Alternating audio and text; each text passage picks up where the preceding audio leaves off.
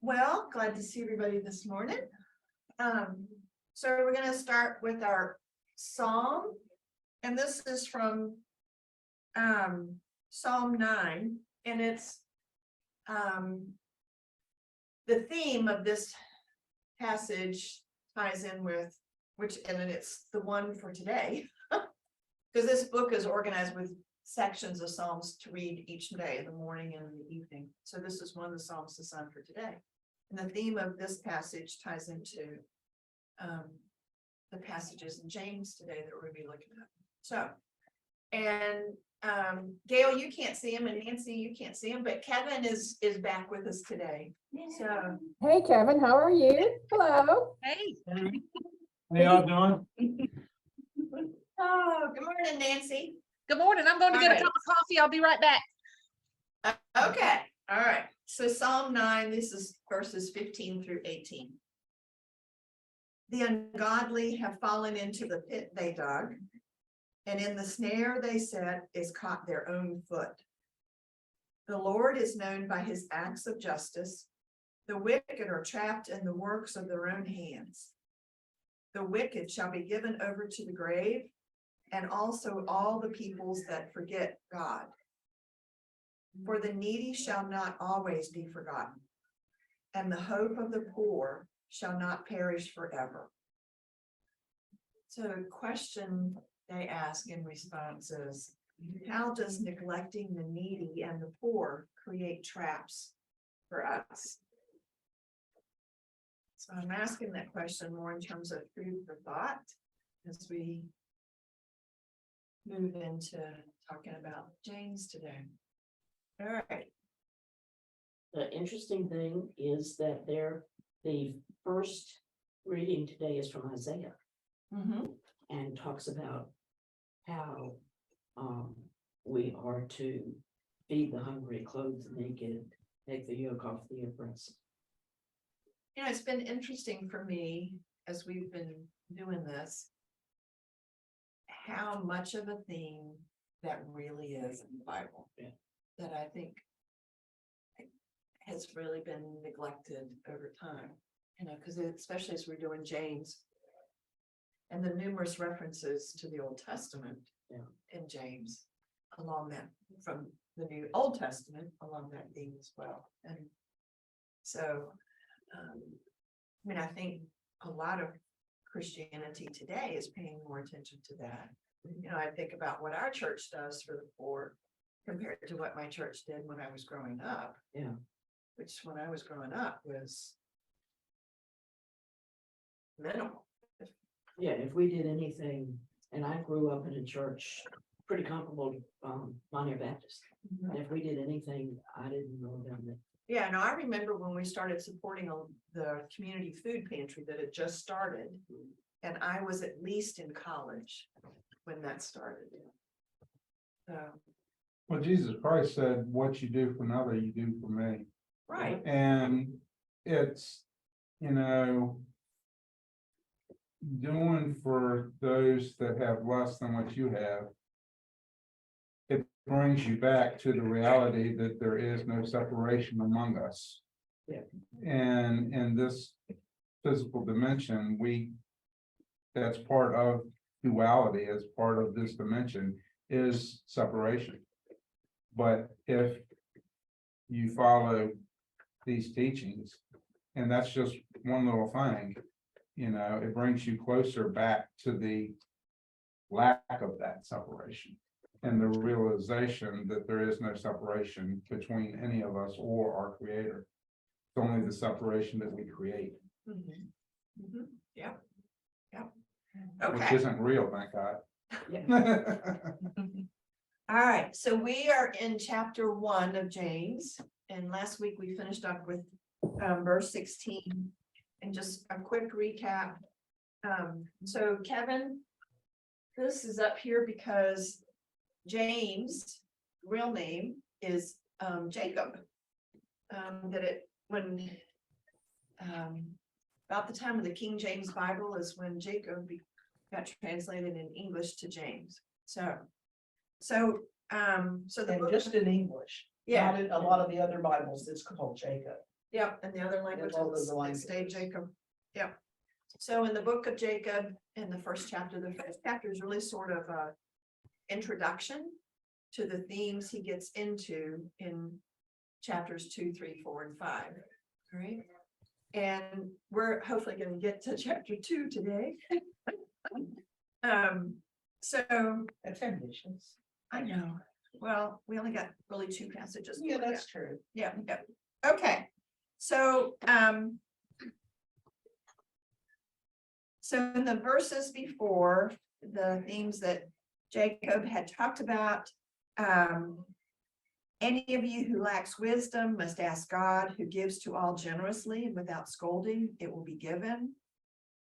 It's right that the brother in humble circumstances should glory in being lifted up, and the rich in being brought low.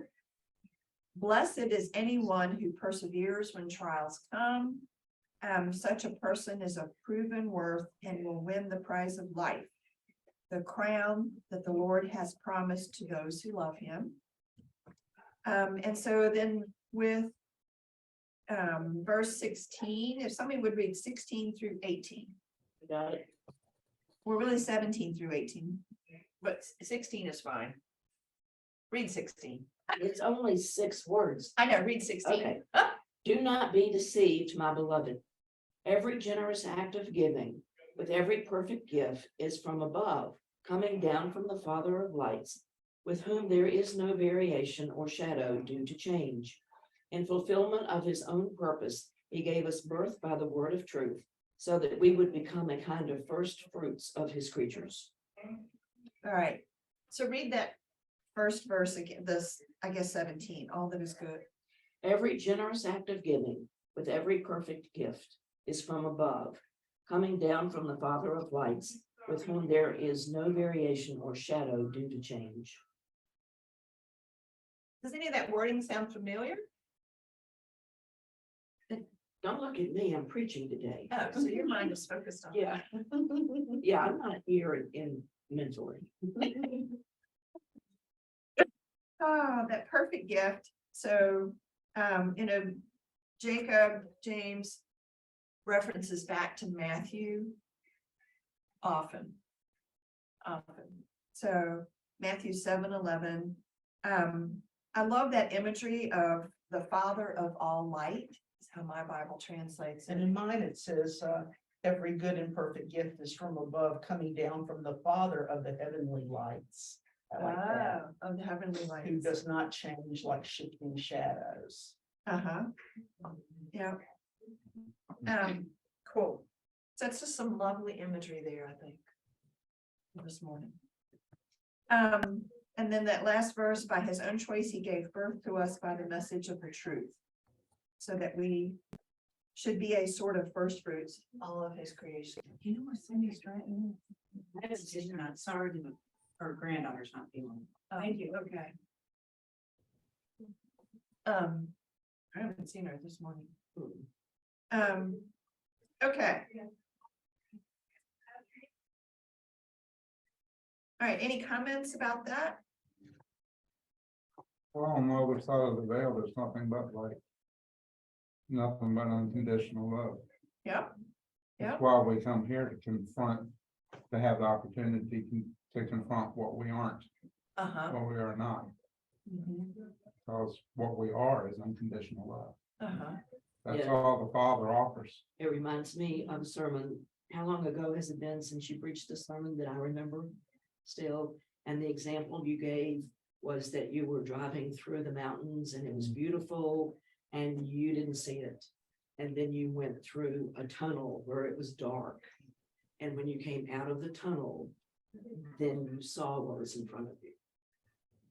Many years Yes, my memory does hold on to a few things here. ago. And last week, when we were reading from 12 to 15, Sandy Collins was in here and she was saying that 17 seems to go with that, that we kind of stopped. And they're talking about, in 12, before they say, don't be deceived, my dear brothers and sisters, it's talking about people persevering under trials. he's speaking to the people of the church at that time, and that they need to persevere and to see some of those challenges as Opportunities. opportunities. Mhm, That's exactly what they are. They're opportunities. mhm. All right, would somebody like to read 19 through 27? I can do that. Okay, Okay. My dear brothers and sisters, take note of this. Everyone should be quick to learn, quick to listen, slow to speak, and slow to become angry. Because human anger does not produce the righteousness that God desires. Therefore, get rid of all moral filth and the evil that is so prevalent, and humbly accept the word planted in you, which can save you. Do not merely listen to the word and so deceive yourself. Do what it says. Anyone who listens to the word but does not do what it says is like someone who looks at his face in the mirror, and after looking at himself goes away and immediately forgets what he looks like. But whoever looks intently into the perfect law that gives freedom and continues in it, not forgetting what they have heard, but doing it, they will be blessed in what they do. Those who consider themselves religious and yet do not keep a tight rein on their tongues deceive themselves, and their religion is worthless. Religion that God our Father accepts as pure and faultless is this: to look after orphans and widows in their distress, and to keep oneself from being polluted by the world. Hmm. And that goes With with the sermon, yeah. go to the sermon, everybody. Oh, so another time when our Yeah. Sunday school lesson ties in with. Right, and and worship. Sarah is preaching this morning. All right, so speaking and hearing are key pieces here. We're talking about Jacob. James references back to Matthew repeatedly, and in Matthew, Jesus speaks many times about responsible language, as the commentary described it. That was very much a theme from that Jacob uses in this book, that James uses. And he, just like in so many of the letters that we've looked at, things are very specific, as far as expectations for behavior and how we are to handle ourselves as Christians. Pretty clear and pretty direct. So we're to remove filth and evil, and by doing that, we then receive the word of truth. The imagery of the looking in the mirror, I thought was interesting. And I didn't think they really had mirrors back then. So I looked up the history of mirrors. And so going back to like 6,000, 8,000 BC, there were mirrors made out of polished obsidian. Okay. That black glassy stone, to polish in that. And of course you had, mirror reflection in water, if you have clear enough water. In some parts, like maybe a little bit in Lebanon, about 100 AD, they found some evidence of using polished metal, and maybe a little bit in Egypt. But it wasn't until I think it was 1835, that mirrors as we know them, as far as a piece of glass backed with the silver, that's when that was invented. Okay. Was in 1835. So how many people in day-to-day life then had access to a mirror? Apparently James did. People from caveman days are gonna figure out how to look at themselves Yeah. some way, whether it's water or whatever, but they're too vain not to. All right, so what is that imagery? So anyone who listens to the word and takes no action is like someone who looks at his own features in a mirror And once he has seen what he looks like, goes off and immediately forgets it. That's just weird. It sounds weird too. Yeah. How do you and maybe this is the point. How do you forget what you look like? Although in those days, You didn't see yourself you in the didn't see mirror every yourself, day. so. We forgot what we looked like when we came here. Right. You've got That's why I laughed. Yeah, now we're inundated Yeah, with selfies. But, so if we don't, yeah, it sounded weird to me also. But, I took, from reading the commentaries and stuff and thinking about it, it's like it's a reflection, it's an analogy for self-reflection. You know, Mhm. I'm having a weird technology moment. My phone knows what I look like. oh, Yeah. Color recognition, I just hold it up and it says, oh, okay, it's on. I can yeah, I'll unlock open it. up your bank account now. I don't recognize you today, bud. Well, that happens too, that's technology. Anyway. Kathy, we one of live the, in- Your family too, people have. Go ahead. yeah. Yeah, Hey, Nancy. Bernie. Hey, Bernie. Hey, Bernie. Hi, Claire. Hey, Claire. Okay, Nancy. one of the, the interesting things that you read that really hit home with me is the thing about, being slow to talk. Make sure you listen and be slow to anger. Because Yeah. I'm a high performance woman. I can go from 0 to bitch in a nanosecond. And I kind of struggle with that. I because it's quick. Oh, yeah. If anybody has any tips on how to get that under control, my ears are open. I'm listening. Yep. Sort of. Old age has slowed mine down a little bit. Yeah. Take a deep breath and count to 4. Yeah, and I think That's what- looking out the window too, just kind of looking out the window. Daniel Tiger says. Yeah. Yeah, I remember, I got very, very angry at Virginia Union. This is in the days before everybody having a laptop or a desktop on their desk. And I got a printed out roll for my classes. This girl came to class, she wasn't on the roll, I sent her to the registrar's office. We got another printout 2 weeks later, she still wasn't on the roll, I sent her to the registrar's office. And then at that point, oh, and then there was another roll at midterm, she still wasn't on it, and it said, if a student's not on this roll at midterm, do not let them back in your class. So I told the girl she couldn't come back anymore. Her name was on the final roll for grades. And so I went to the registrar's office and pitched a fit. What am I supposed to do with her? I can't give her an incomplete, she hasn't done anything. I give her an A, B, C, D, F, she hasn't done anything. I can't withdraw her because I don't know her circumstances, and I'm just going off, and the lady's sitting there going, 10, 9.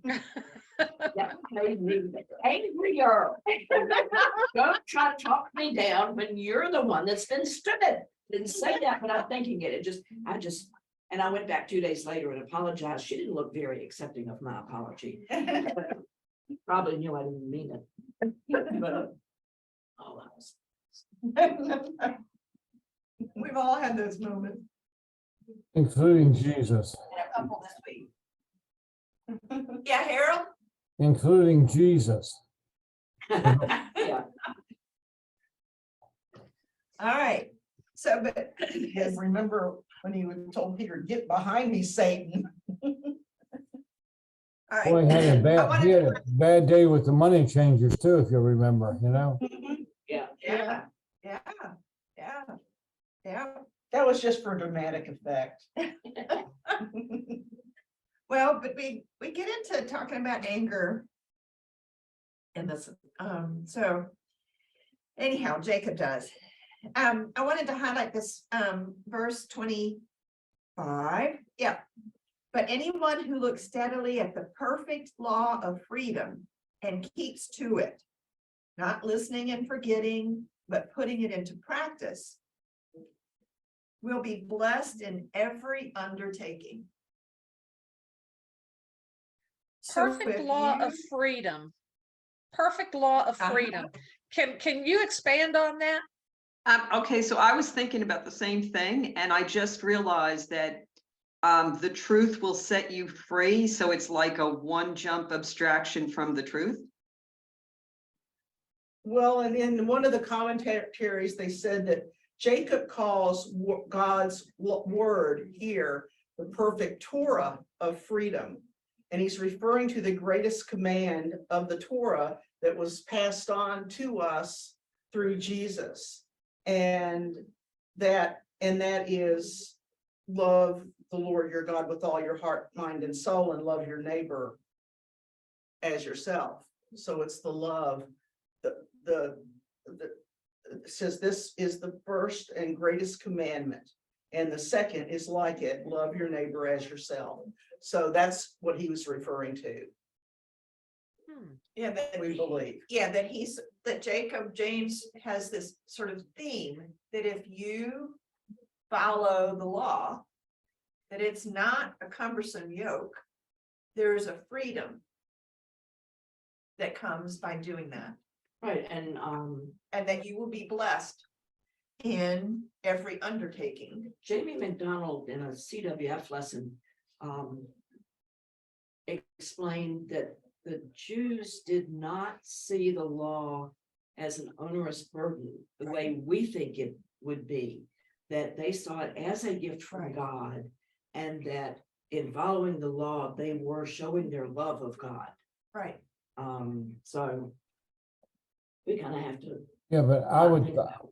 I would submit that, you know, what James is saying also might be, you don't have to think, you don't have to do it, just like a robot, follow the law, it'll set you free. Your brain will rot because you're not using it, but you know, just follow the law, don't think. And I'm not sure that's what Jesus was saying at all times, so I don't know. I mean, I'm just saying it is the easy path, because you never have to think about anything, you know? I don't hear that. The truth will release you from your beliefs. Yeah. Because there's more to the law than if somebody has a discharge from his body, you can't see it where he's at, or, you know, there is more to the law than that. There's also in the law that you shall love your neighbor as yourself. And Maybe he was referring to a departure from all the numerous laws that the Jews had regarding diet and clothing and yada, yada, yada. You know, the freedom to just love God and love your neighbor. And Well, I don't know, yeah, he's freedom, it could be freedom from sin too. yeah, yeah, yes, I think for my 1.5 cents, freedom more refers to the comfort you have, knowing that you're, you know, basically unencumbered by any legal issues. And I don't mean legal from the standpoint of man's law. I mean from the concept of law. The freedom more is a comfort feeling more than anything else. mhm, I think this is a real deep thing, and we need to think about love in many different ways. I mean, there's romantic love, and there's tough love, and there's all kinds of love I can't even begin to articulate.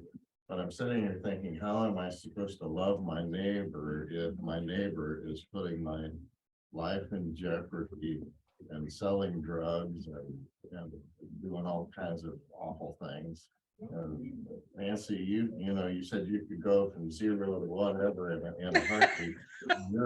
In your profession, how do you, I've kind of lost my train of thought here, but how do you Love the that bad guys. judgment and do that love in a nanosecond? Because your life is on the line. And Yeah. I know that can go other places Well, here about your the- life, kernel and all that stuff. The stress of dealing with crime victims, I found to be very difficult, because you know, you interview a rape victim at the hospital and you just get so furious that somebody has done that to this person, and you know, your heart breaks for them. When you go to a burglary in a house, and somebody has come in and cleaned out everything in the house that a single mother and her children owned, and she's standing there just crying because now she has nothing. It's very difficult not to get extremely angry at whoever perpetrated that. And Yeah, to the point those where two your head examples- feels like it's going to explode. And that's a huge source of stress for law enforcement people. And I guess social work too. And is that not love for your neighbor? Yeah, those two examples give you time to process. What I'm talking about is how do I react immediately and maintain this? You know, Keep your you're, mouth shut. well, Well, I don't think we're being called to do that. I mean, Right. love, okay, the greatest commandment is love. Love God, love each other. It's not the only commandment. I mean, it seems like we want to go down the road that forget everything else, just those two things. Nobody said forget everything else. And to be irate and want to do something about an injustice is loving your neighbor as yourself, because the victim is the one you're loving. And you may, to love 5 people, you may have to eliminate one, you know?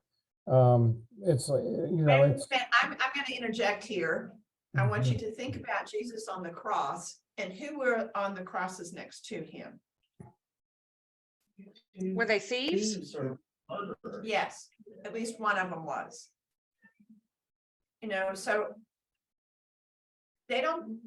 I've not read in the Bible that it's okay for us to victimize a criminal. I don't know anywhere in the Bible that it says that, and if you guys can find a place, show it to me.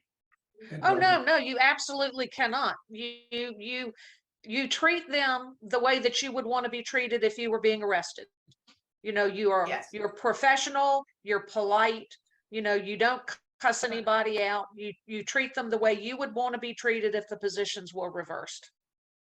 No matter Right, you know, how much you would like to pound them into the ground, you don't do that. And you don't allow anybody else to do it.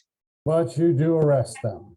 Yeah, you do arrest them. You don't Yes, just say, there are go arrests, but we now, don't and, get- Right. you know, Right. we think you're just fine. Go ahead, do your thing, you know? I don't see the Bible saying that anywhere. No. But I think the Bible does call us to have that basic human love and respect for all of God's creation. Does that mean I approve of everybody's behavior? No. But it It doesn't does help not. us to get angry. It helps us to take action, but possibly not get angry. So, you know, it's All right, and so that slow- takes, first listen, be slow to speak, yeah, and then don't get angry, you know, try to hold your anger down. They all are opportunities. They all are opportunities. Let's go back to truth. And Bud mentioned, you know, somebody threatening your life, and all, drug dealer or whatever, when you're talking about that, somebody threatening your life. Well, truth of the matter is, nobody can threaten your life. That's one thing they can't do. Nobody can murder you. Now, can they destroy your physical body that you're using to a point where it won't function? Yes, that can be done, but that's not life. That's not who and what you are. Once you realize that and accept that, it really sets you free. The truth will set you free. Somebody come up and Well, put let a me, gun- Yeah, well, let me share, Somebody- if you ever had a shotgun stuck right against your nose, I was, and someone I was saying, getting I'm ready gonna to- blow your head off, you have a different I was- perspective, believe you me. must be reading my mind, because that's what I was just getting ready to say when you stepped in. I was getting ready to say, if somebody came up to me and put a gun in my face, I honestly say, I would look at him and say, brother, if it'll help you in some way to destroy my body, feel free to pull that trigger. Yes, Well, I I would. sure, I got to tell you, I did not feel that way, and that's not what I said to him. Yeah.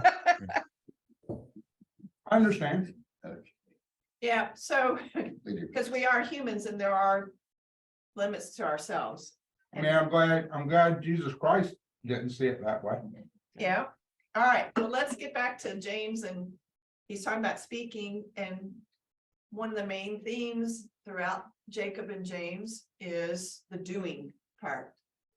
And in chapter 2, we're gonna get more and start getting into that in more depth, but those verses 26 through 27, Nancy, you were talking about earlier about keep a tight rein on the tongue.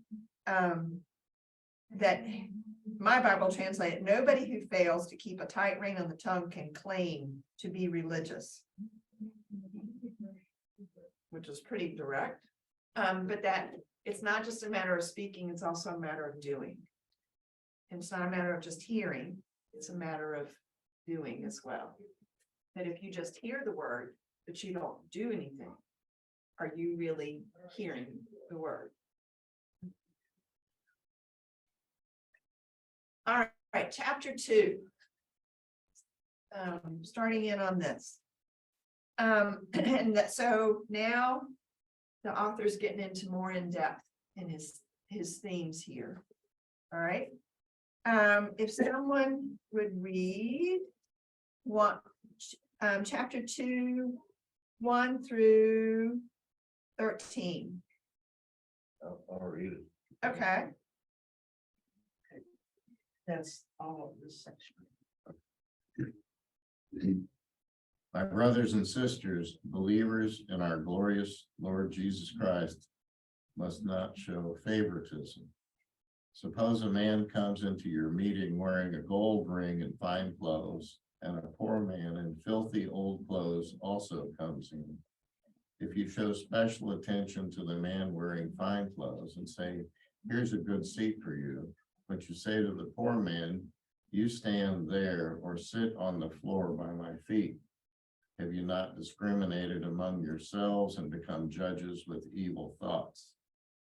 Listen, my dear brothers and sisters, has not God chosen those who are poor in the eyes of the world to be rich in faith and to inherit the kingdom promised those who love him? But you have dishonored the poor. Is it not the rich who are exploiting you? Are they not the ones who are dragging you into court?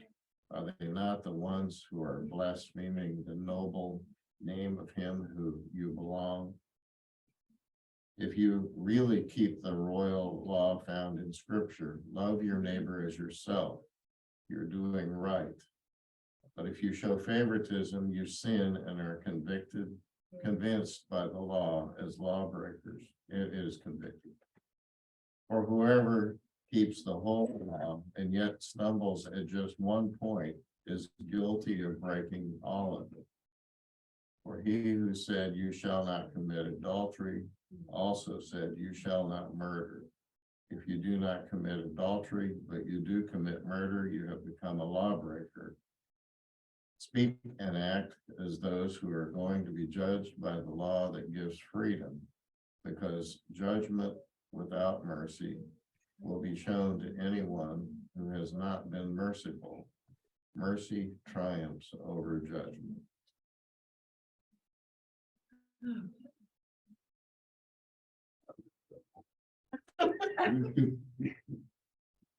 I can remember going to a joy meeting where was it the one where they were talking about the guy with the movies that does movies. Oh, David Crane. David Crane. Yeah, Debbie Crane. Oh. And it was quite a large group there. And there was this homeless guy that walked in. And because we were serving a meal, afterward. And the homeless guy walked in, and you could tell he was homeless, but I was amazed at the people's response to him. They invited him in, gave him a seat, fixed him a meal to take with him. It was just so heartwarming. And I felt so proud, of the church, when I saw that, because it wouldn't happen in a lot of places. Yeah. And I remember times in my own life when people have come into the churches and not been welcome, and I was not one to welcome them. When I was at another church, the woman, she would come periodically that was schizophrenic and had schizophrenia and was not on meds. And so she was hodgepodge of clothes, and she would call out during the service, and whenever I saw her come in, I knew that there were a number of people in the congregation that would be upset if she was there. So I was always nervous when she was there. But there were a couple of people that did, well, you know. And she always sat up front, and nobody sat up front in the congregation. So that was an experience that taught me a lot. Taught me a lot. Yeah, and one of the commentators had said that in the body of James, there are like 12 teachings, and this is the first of those 12 teachings, and it's favoritism versus love that he's exposing how we tend to show favor to people that benefit us in some way. And we neglect those that can't. And he ties it back in with, he says it's the opposite of love as Jesus defined it, and shows Matthew, has a section of Matthew where Jesus is saying, if you love those who love you, what reward will you get? Are not even the tax collectors doing that? And if you greet only your own people, what are you doing more than others? Do not even pagans do that? Be perfect, therefore, as your heavenly Father is perfect. Unconditional love. Yeah, the customer in line in front of you in the grocery store is rude and inconsiderate. Students in class that are mouthing off and acting up. That doesn't mean that there are not limits on behavior. That is not what I'm saying, but you know, the respect that all humanity deserves. And Harold, I wanted to go back to your reference to your experience where it sounded like a person held a gun to their head, and I wanted to say that I am sorry that you had that experience. And I can imagine how terrifying that was. And in those kinds of situations, it's hard not to. Our first response is to defend ourselves. Well, my first response was to say Robert doesn't live here anymore. Because they thought it was a drug dealer living there. I just moved in, so I opened the door. Shotgun stuck literally right between my eyes, and I'm told he's gonna blow my head off. Where's Robert? Now, so Robert don't live here no more was my first response. The next week I was shot at the grocery store and chased him because I was angry. I chased them down the alley, being shot at, but I got them, got their license number. Now, was that showing them lack of love? I don't know. They did get arrested. That's not what I'm saying. Yeah. You lived in a bad neighborhood. Well, that is true, and a whole lot of people live in a bad neighborhood. I'm just trying to say, we are sitting here rich, safe, fat, dumb, and happy. And, it's really hard if you've had some of these experiences to just, I don't know, different things go through my mind. I survived that, so I'm not particularly sad it happened to me because it did show me, a whole gamut of life that I might not have experienced. And so, I'm just saying this stuff goes a little deeper than, the Sunday school, love thy neighbor, as I'm saying, it's a whole lot going on here. That's all I'm saying. Right.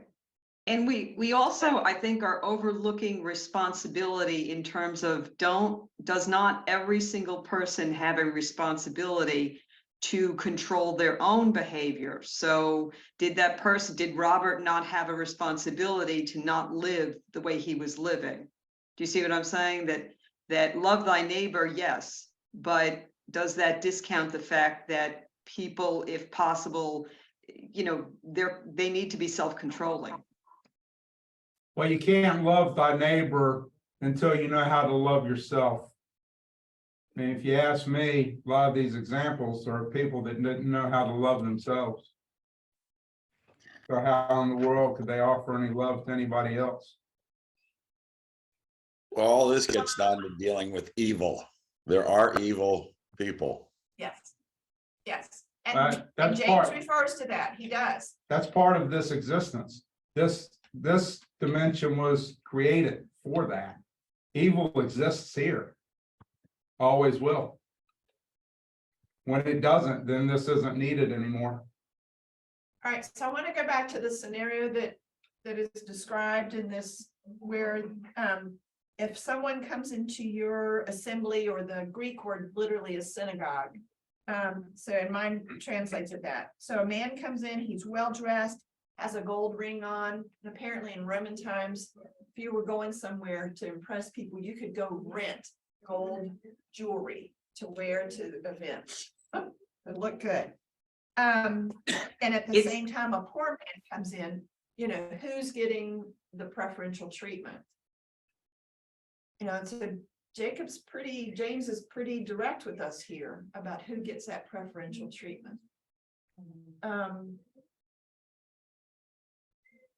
And I think in some ways, one of the things I'm hoping that our church can do this year is get back involved more with Caritas. And when Caritas folks came here to our church, it was on our turf, so to speak. And now to volunteer with Caritas, we would need to go to Caritas's facility. And that difference in comfort level.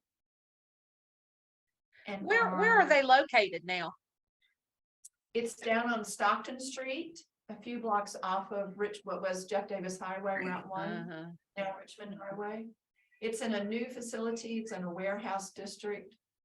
Their building is an old warehouse that's been converted. There's parking right around it, but it is an industrial area. And I've been down there several times, and I have felt safe. They're also, they've been merged with a drug rehabilitation. And which is outstanding. Yes, the healing place. Yeah, I was invited to one of their graduation ceremonies. I won't take up any of your time, but it was so impressive. I can't tell you how impressive.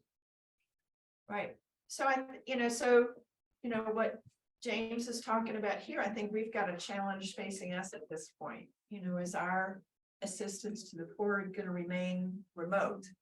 You know, and that we send stuff, or do we do something where it's direct? You know, that's just one scenario. You know. But in the times that this was written, those distinctions between class and whether you were Jew or Gentile or rich or poor, if you were a Roman citizen or not a Roman citizen, you know, those distinctions were strong, you know, and so the Christians were novel in that rich and poor could be meeting together for worship, for the church. You know, so what comes to my mind right now is, you know, scenes from the old Ben-Hur movie, you know, where the lepers, the family members that had leprosy, about how they were ostracized, and you know, and that was for a medical reason, but still, you know, that there was elements of the poor there also. So some real challenges to us here in this passage. But again, he makes the point about how, as Bud was reading, if you don't murder anybody, but you commit adultery, you're still violating the law. And again, he makes the point about how that the law is not meant to be a burden, it's meant to be the law of freedom. He uses that term again in the end of verse 12. And then states, whoever acts without mercy will be judged without mercy. But mercy can afford to laugh at judgment. And this is a theme that's familiar from Jesus's teachings also.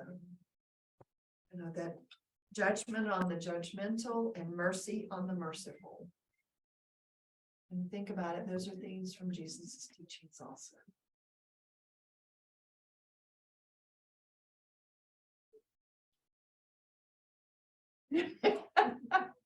This is the only place of judgment. Here on earth. Mhm. My advice is to learn to forgive yourself, because ultimately, when it comes down to it, you're gonna be the one, you're gonna be the only one that judges you. When you come down to it, this is where judgment happens. It's not on the other side of the veil, but you will have an experience where you will find yourself judging yourself. It won't be God. It will be you. So my advice is learn how to forgive yourself. All righty. Yeah. Well, the next part of the last half of the chapter gets into the whole faith versus works. And so I'll be interested to see next week's discussion, how you guys respond to that theological issue. You know, we talked before about What is genuine faith? what is genuine faith. So, What you say is what you do. all right, so we're gonna wrap up a couple of minutes early because I don't want to get started on that passage. I think it's something to hit all together.